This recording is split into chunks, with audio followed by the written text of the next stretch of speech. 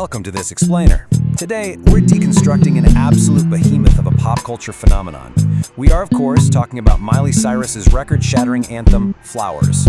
Look, we all know the song, right? We've all caught ourselves humming that chorus in the grocery store, but today we're really going to look under the hood. We're unpacking the exact musical DNA, the genius strategic rollout, the wild internet lore, and those unprecedented chart records that took a simple pop track and turned it into a defining cultural moment of our decade. Let's get right into it. So, 2.7 billion. Let that number just sit with you for a second. That staggering figure represents the global subscription stream equivalents Flowers pulled in during 2023 alone. According to the IFPI, that massive number made Flowers the undeniable absolute best-selling global single of the entire year. To put that into perspective, this track didn't just perform well. It literally eclipsed the entire global music market, reaching listeners on a scale that most artists don't even see in a lifetime. But how on earth does a song get that massive? Well, it actually started out incredibly small, very intimately, in fact. Back in January 2022 at Sunset Sound Recorders in Hollywood, co-writers Miley Cyrus, Gregory Alday-Hine, and Michael Pollock were just gathered around a piano. Pollock even said, "It practically wrote itself." What eventually became this huge global dance sensation actually started its life as a stripped-back, slower, and honestly much sadder ballad, with just Miley singing over a Rhodes piano. From that intimate moment, the song went through a literal one-year metamorphosis. After that January 2022 writing session, they took the track into the lab. By New Year's Eve, Miley is on her live NBC television special announcing the drop. And then, boom, January 13, 2023, Flowers hits the world, but not as that sad ballad. It was completely reimagined as this vibrant, upbeat anthem, totally optimized for maximum global impact. To make that massive leap from a sad demo to a club-ready banger, producers Kid Harpoon and Tyler Johnson injected some very specific musical DNA into the mix. You've got these distinct disco, pop rock, and funk influences all blending together. Critics were obsessed with the shimmering electric guitar, that crazy funky bass line, and the swooning strings that give the whole thing this understated yacht rock mood. The sonic blend was so perfectly nailed that music journalists were instantly drawing comparisons to Fleetwood Mac's Rumors and Gloria Gaynor's legendary disco anthem, I Will Survive. And this completely illustrates the massive thematic shift in Miley's own career. Think back to her 2019 single, Slide Away. The contrast is actually jarring. Slide Away was just steeped in this heavy melancholy and the real pain of romantic loss. Flowers, on the other hand, just totally flips the script. It trades all that sadness for a spunky, hyper-assertive outlook that is entirely about self-sustainability. She isn't singing about what she lost anymore, she's proudly flaunting her independence. Now, the real secret sauce, the thing that fueled the song's massive viral explosion, is a technique called interpolation, or in this case, a lyrical paraphrase. Basically, it's when you take familiar concepts from an existing hit and alter them to evoke a specific feeling. The chorus of Flowers is widely recognized as this incredibly clever, flipped paraphrase of Bruno Mars's 2012 hit, When I Was Your Man. Instead of someone regretting that they didn't buy their partner flowers, Miley is celebrating the fact that she can just buy them for herself. And man, did that interpolation light the internet on fire. Fans immediately started theorizing that these lyrics were a direct response to her ex-husband Liam Hemsworth. I mean, the evidence was compelling, right? The song was strategically released on his birthday, the lyrics referenced their shared Malibu home that tragically burned down in 2018, and rumor had it Hemsworth had once dedicated that exact Bruno Mars song to her. Whether she did it on purpose or not, this lore created a massive, self-sustaining cultural conversation.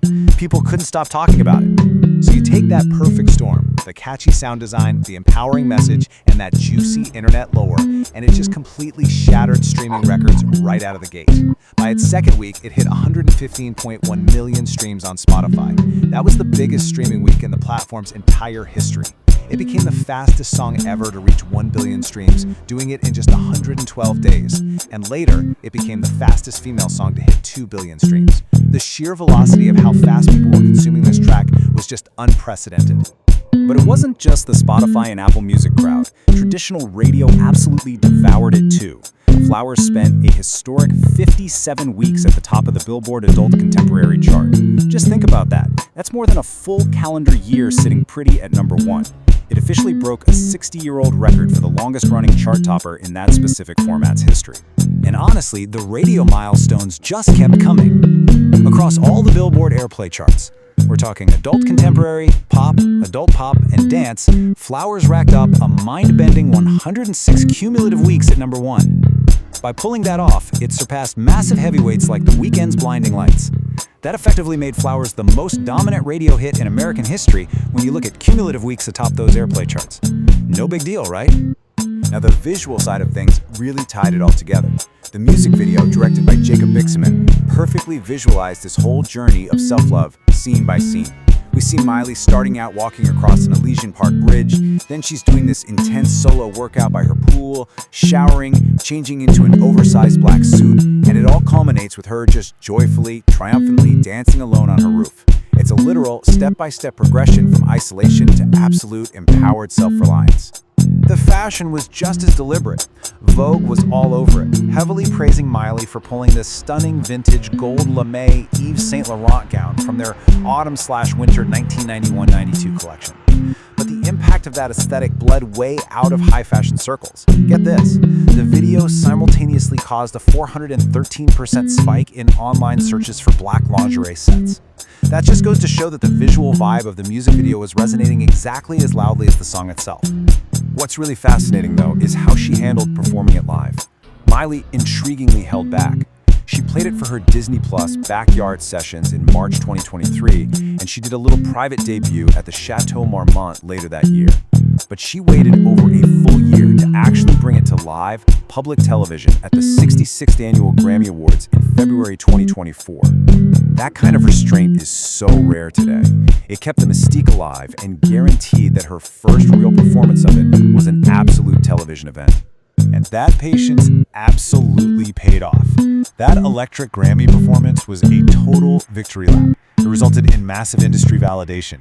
Flowers took home Record of the Year and Best Pop Solo Performance, plus a nomination for Song of the Year. Amazingly, these were Miley Cyrus's career first Grammy wins. And all that massive television exposure, it catapulted the song straight back into the Billboard Top 10, proving it still had immense staying power a full year after it dropped. Industry folks immediately saw what was happening here. John Zellner, an executive over at iHeartMedia, hit the nail on the head. He called it a mass appeal song and said it's likely played by classic hit stations 20 years from now. This wasn't just a trendy TikTok viral moment, it cemented Flowers as a timeless track.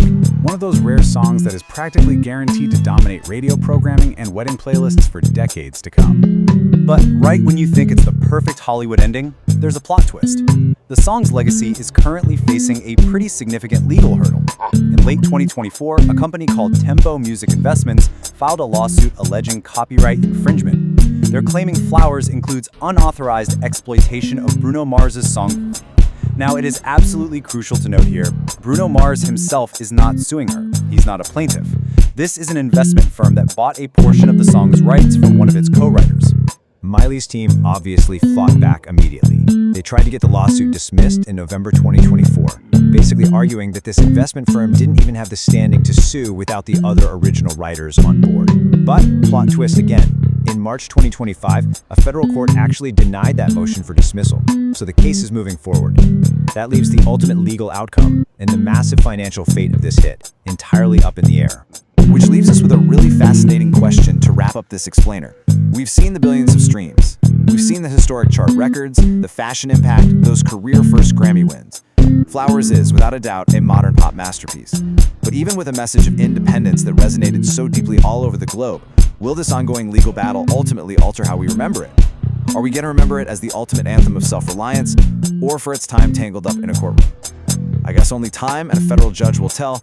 Thanks so much for hanging out with me for this explainer, and keep your curiosity blooming until next time.